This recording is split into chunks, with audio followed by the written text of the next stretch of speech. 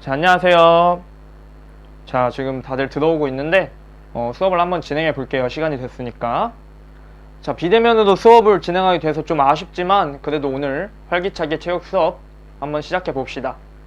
혹시 오늘 아파서 수업에 참여하지 못하는 학생이 있을까요? 지금 은수가 아프다고 이렇게 보내줬는데 단체 톡방에 말하고 참관 보고서 파일을 다운받아서 작성한 후 제출하면 되겠어요. 자, 그럼 오늘 수업 처음 뵙겠습니다. T볼씨 시작할게요. 자, 들어가기 앞서서 전시 복습, 우리가 저번 시간에 무엇을 배웠는지 한번 같이 알아보는 시간을 가질게요. 자, 첫 번째 사진, 운동장 사진인데 우리가 어떤 걸 배웠었죠? 어떤 걸 의미할까요? 자, 이제 다들 가물가물하겠지만 운동장이 영어로 필드 뭐였죠? 네, 지금 댓글창에 여러 가지가 올라오고 있는데 태원이? 네, 맞아요. 영역 경쟁 중 필드형 경쟁을 우리가 배웠었죠. 태원이가 1조인가요? 네, 지금 1조에 10점 줄게요. 맞아요. 우리는 저번 시간에 경쟁 영역 중에서도 필드형 경쟁을 배웠어요. 모두 잘 말해주고 있을 거라고 믿어요. 그렇다면 필드형 경쟁의 특징이 뭐였죠? 아는 사람? 약간 어렵죠? 지금 화면에 야구를 생각하면 좀 더 생각하기가 더 쉬울 것 같아요. 네, 정답이 나왔으니까 같이 한번 볼게요. 공을 빈 곳으로 치고 정해진 구역을 돌아오면 점수를 얻는 활동이에요. 모두 잘 말해줘서 고마워요. 자, 세 번째. 다음은 어떤 스포츠일까요? 네, 지금 사진만 보고 야구라고 말하는 친구들도 지금 굉장히 많이 보이는데 사실 우리 PPT에 처음에 나왔었죠? 수업에 처음부터 집중을 한 친구들은 쉽게 지금 답을 말하고 있을 것 같은데 이 종목은 야구와 매우 비슷한 티볼입니다. 자, 그렇다면 이 티볼에 관련된 영상을 하나 볼 거예요. 여러분들과 비슷한 또래 학생들의 경기 영상이니까 한번 집중해서 보도록 합시다. 알겠죠? 자, 이제 영상이 끝났는데 다들 무엇을 느꼈나요? 채팅창에 한번 말해볼까요? 네, 화면 꺼져 있는 친구들은 화면 켜서 얼굴 보여줍시다. 자, 각자 느낀 점이 지금 여러 가지 올라오고 있는데 일단 여러분들과 굉장히 비슷한 나이대의 친구들이죠.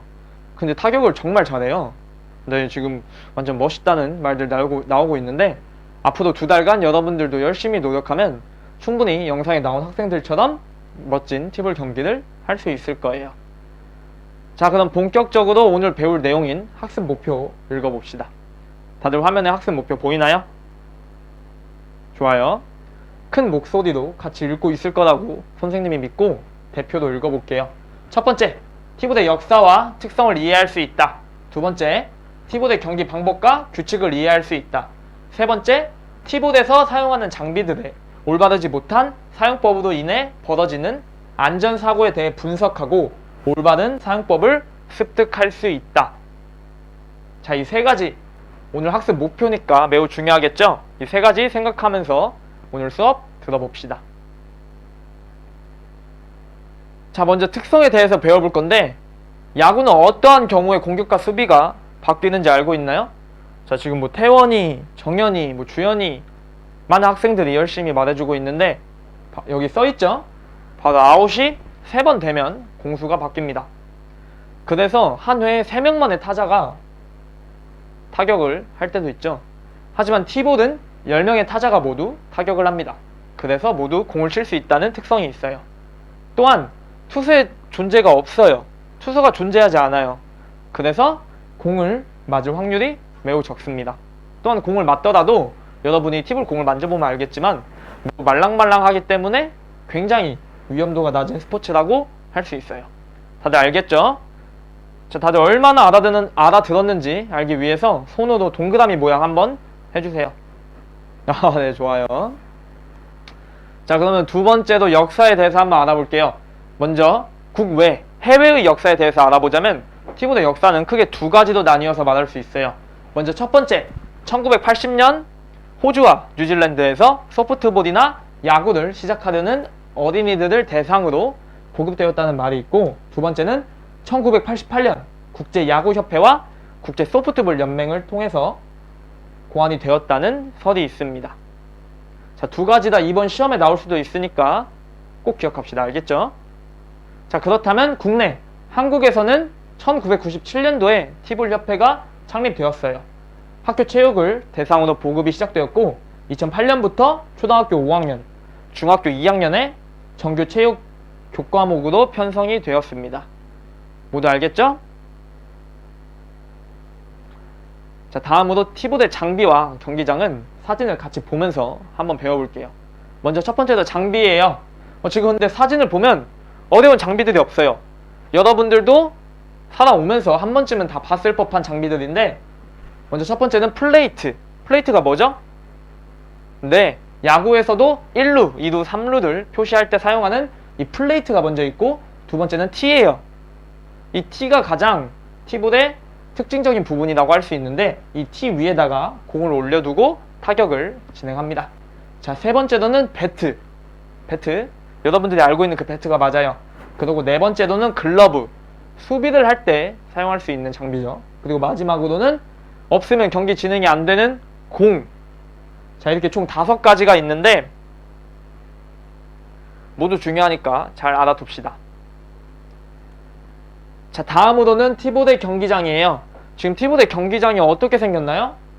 네, 맞아요. 부채꼴이죠. 야구 경기장과 매우 비슷해요.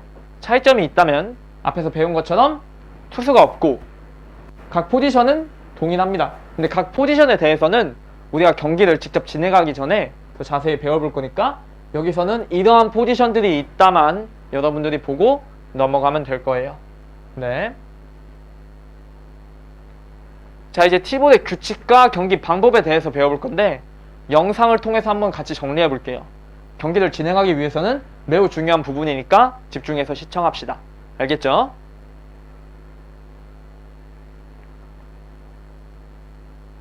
자, 영상이 끝났네요.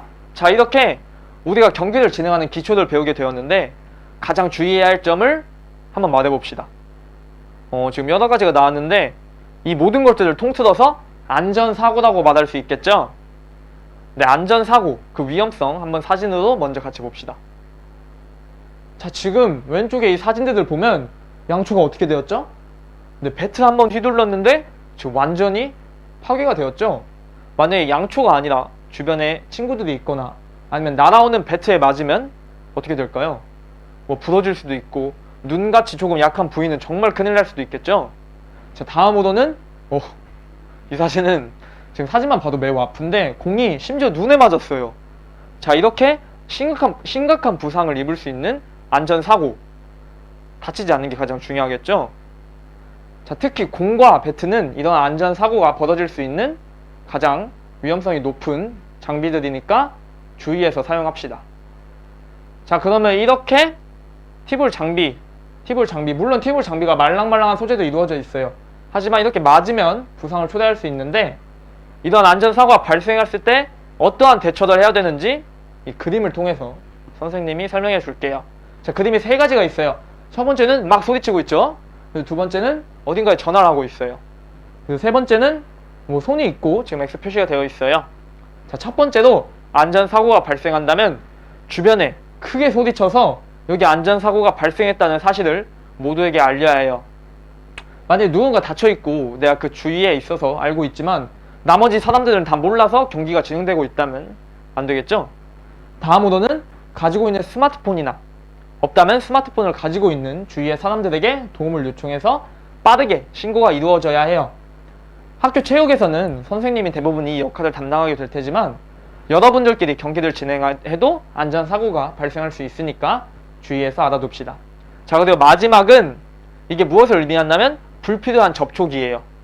만약에 다친 사람의 의식이 없거나 막 뼈가 부러졌어요. 근데 무리하게 뒤집거나 의식을 깨우려고 이렇게 흔들면 자칫하면 부상의 상태가 더욱 악화될 수 있어요. 구급 대원분이나 아니면 선생님이 올 때까지 불필요한 접촉은 삼갑시다. 알겠죠?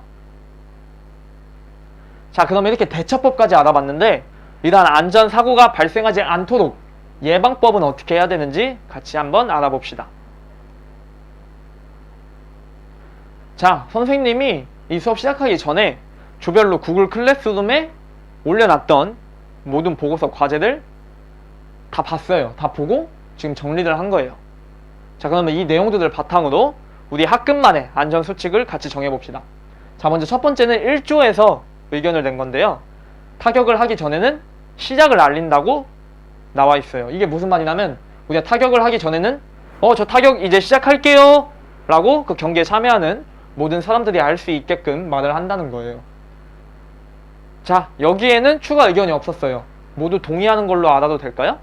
만약에 지금 의견이 있거나 조금 수정이 필요한데요 하면 지금 댓글창에 말해줘도 좋아요. 자, 지금 댓글창에서도 별 말이 없으니까 첫 번째 규칙은 타격 전에는 시작 알리기로 정해볼게요. 자, 두 번째는 타격 후 배트를 던지지 말기예요. 근데 여기에는 추가 의견이 달렸어요. 지금 주연이가 추가 의견을 달아줬었는데 선생님, 저는 타격 후에 바로 1루도 달려가야 되는데 배트를 던지지 말고 사뿐히 내려놓는다면 주도 동작에 매우 불편할 것 같아요. 이렇게 말을 해줬는데 맞는 말이에요. 그래서 선생님이 한번 바꿨어요. 타격 후 배트를 타자 서클 안에 던지기.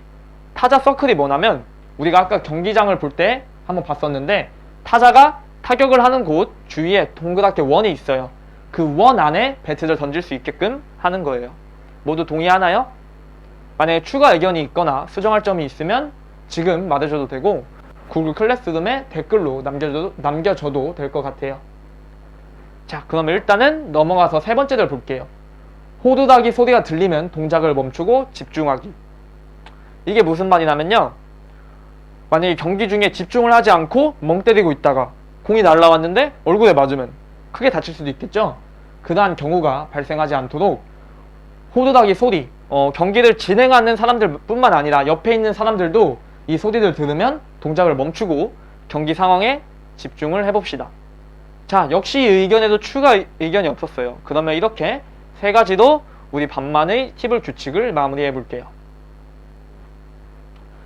자, 어느덧 시간이 많이 지났는데 오늘 수업에서 무엇을 배웠는지 같이 한번 복습해 볼게요. 자, 지금 맨 오른쪽에 보면 네 가지 키워드를 알 수 있죠. 이 키워드를 보고 한번 먼저 마음속으로 떠올려 봅시다. 자, 3초 줄게요. 3초. 3, 2, 1. 자, 다 됐나요? 오늘 우리는 티브의 특성과 역사, 그리고 경기 방법과 기구 및 안전사고시 대처법을 배워봤어요. 앞에 보이는 평가지 보이죠? 지금 화면에 평가지가 나와 있는데 이 평가지를 파일로 올려놨어요. 각자 자신의 학습 정도를 평가하고 기타 의견 써가지고 조별로 써가지고 체크한 파일은 학급 단톡에 올려주면 될 것 같아요.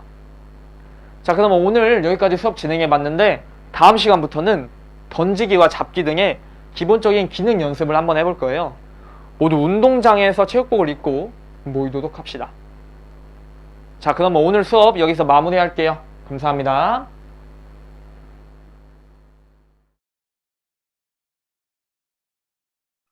안녕하십니까. 영어교육과 강경민입니다.